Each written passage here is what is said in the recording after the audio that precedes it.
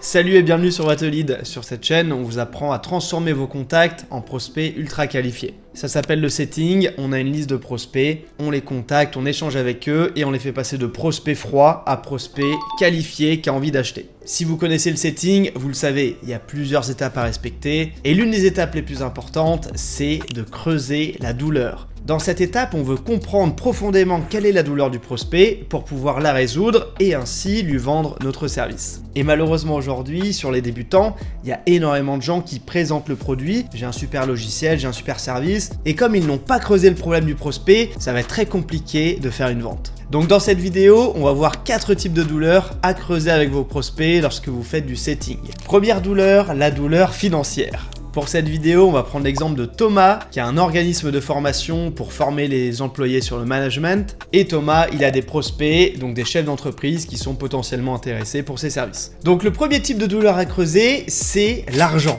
la douleur financière. Donc Thomas, notre formateur, veut vendre sa formation à des prospects. L'objectif de Thomas, ça va être de faire comprendre à son prospect que sans lui, il perd de l'argent. L'objectif, ça va être de lui faire dire combien d'heures par semaine vous passez à régler ce problème. Le prospect répond 10 heures par semaine. Thomas peut ensuite demander au prospect à combien vous estimez votre taux horaire, 50 € de l'heure par exemple. Et là, c'est vachement bien parce qu'on fait prendre conscience au prospect qu'il passe 40 heures par mois à 50 € de l'heure à régler ce problème. Donc que ça lui coûte 2000 € par mois. Et que sur un an, ça fait 24 000 €. En conséquence, le prospect a tout intérêt à acheter la formation de Thomas parce que grâce à ça, il va économiser de l'argent sur le futur. Il va même en gagner.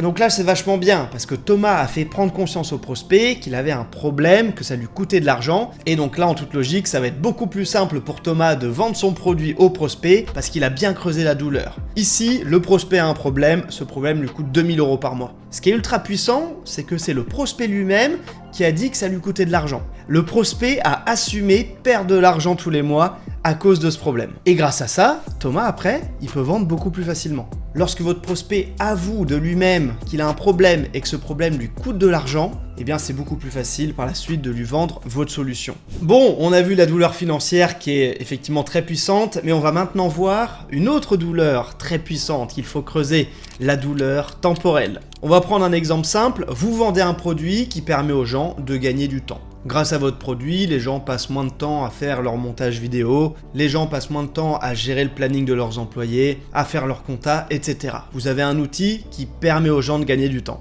Encore une fois, ici, on va venir remuer cette douleur. On va faire dire au prospect qu'il perd du temps toutes les semaines. On va essayer le plus possible de quantifier le temps qu'il perd. L'objectif, c'est de faire dire au prospect « Ouais, toutes les semaines, je perds 5 heures. Je perds 5 heures à cause de ça. » Et une fois qu'on a cette réponse, je perds 5 heures par semaine à faire cette tâche, on peut enchaîner en demandant qu'est-ce que tu ferais justement si tu avais plus ce problème-là? Si tu pouvais avoir 5 heures de plus chaque semaine, qu'est-ce que tu ferais? Est-ce que tu en profiterais pour travailler ou peut-être voir plus ta famille, etc. Évidemment, la nuance, c'est que ça doit être fait naturellement. C'est pas une checklist, on n'a pas question 1, question 2, faut que l'échange soit naturel. Et en setting, en closing, l'objectif évidemment, c'est que le prospect parle beaucoup plus que vous. Vous devez poser les bonnes questions ultra précises pour que le prospect vous confie ses problèmes, ses douleurs, et qu'il vous dise concrètement de quoi il a besoin. On va attaquer avec la douleur émotionnelle. Donc là, c'est une autre douleur qui va être un peu plus technique que les deux premières. Pour celle-ci, il faut quand même une bonne connexion avec le prospect. C'est quelque chose qui marche bien quand vous vendez des programmes pour apprendre un nouveau métier, pour changer de vie. L'objectif, ça va être de poser des questions ultra précises qui vont remuer émotionnellement le prospect. Et ce qui est fou, c'est qu'il y a des prospects qui se sont déjà plus confiés à moi qu'à leur psy. Leur psy ne va pas autant en profondeur que moi lors d'un appel de vente. Exemple, il y a un prospect qui a un métier qu'il n'aime pas et il veut changer de vie, il veut complètement changer de métier pour avoir quelque chose qui lui fait plus plaisir, qui l'inspire, bref, quelque chose qui lui plaît.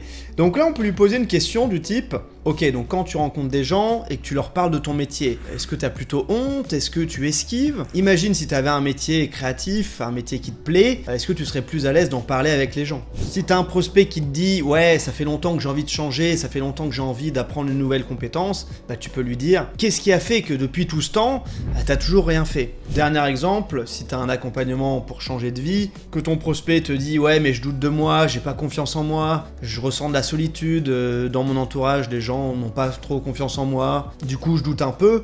Tu peux lui demander, est-ce que t'en parles à des gens de ça? Le prospect va te répondre, j'en parle à personne en fait, je reste toujours tout seul face à mes problèmes, les gens dans mon entourage sont pas trop là-dedans, donc j'en parle pas. Là tu peux lui répondre, qu'est-ce que ça changerait pour toi si t'avais quelqu'un disponible au quotidien pour parler de tout ça, pour parler de tes ambitions, pour parler de tes projets, pour t'aider. Et là, automatiquement, le prospect va te dire, ah ouais, ce serait vachement bien, c'est vraiment ça dont j'ai besoin. Donc en fait, il va s'auto-convaincre qu'il doit acheter ton accompagnement. Tout ça parce qu'on a posé la bonne question au bon moment. La douleur émotionnelle, vous l'aurez compris, c'est quelque chose de très puissant. Ça marche vraiment bien si vous vendez des accompagnements pour apprendre un nouveau métier, pour apprendre une nouvelle compétence. Évidemment, ça s'adapte selon votre produit. C'est clair que si vous vendez des bras zéro plancha, ça va être compliqué de trouver autant d'émotions. Mais vous pouvez quand même trouver un petit peu d'émotion en projetant le prospect. Vous le faites s'imaginer en train de faire des barbecues sur son bras zéro. Ça lui permet d'inviter ses amis, d'inviter sa famille. C'est juste que vous n'aurez pas le même niveau d'émotion que si vous vendez un programme pour changer de vie, clairement.